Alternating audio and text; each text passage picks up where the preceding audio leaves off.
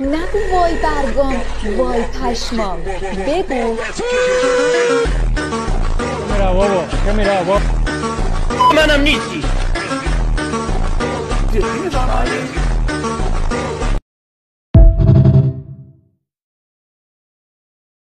این از اون ویدیوست که حتما باید بفرستیش برای رفیقت. این دو تا داداشمون که تو تصویر میبینین از بچگی با همدیگه رفیقای خیلی صمیمی بودن، جوری که دوست نداشتن تحت هیچ شرایطی از همدیگه جدا بشن.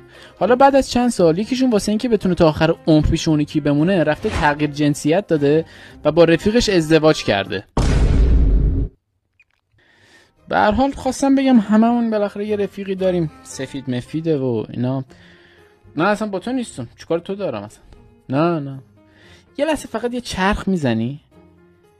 اوف من دیگه نمیتونم. نگو وای برگام، وای پشمام، بگو. میرا بابا، میرا بابا. منم نیستی.